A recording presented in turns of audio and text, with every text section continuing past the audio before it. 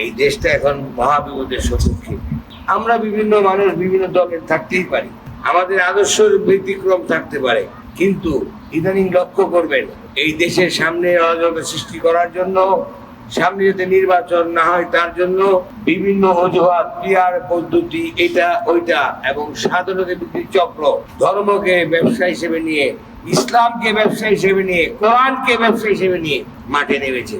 যারা কোরআন বিক্রি করে খায় তাদের কাছ থেকে আপনারা সাবধান থাকবেন, আর দেশের বিরুদ্ধে যারা ষড়যন্ত্র করছে তাদের বিরুদ্ধে একটু সাবধান থাকবেন। আপনারা লক্ষ্য করবেন মোবাইলের মাধ্যমে বিভিন্ন অপপ্রচার করা হচ্ছে। আল্লাহর হস্তে যেই অপপ্রচার যেই করুক,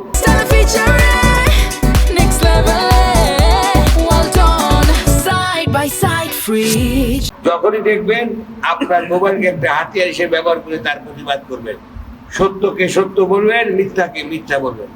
আমি সকল মুরব্বী আর হাজিরার মজলিসকে বলতে চাই, আল্লাহর হস্তে কেউ কারো বিপদ গাবেন না, কেউ কারো মিথ্যা কথা বলবেন না।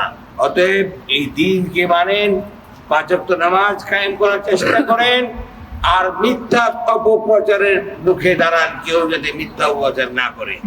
কোরআনে বলেছে, আল্লাহ বলেছে, গীবতকারীকে আল্লাহ পছন্দ করে না।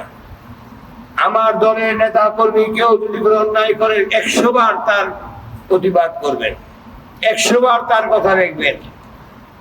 আমার বিরোধী যদি কোনো ভালো কাজ করে তার কথাও বলবেন, যদি সে খারাপ কাজ করে তার প্রতিবাদও করবেন।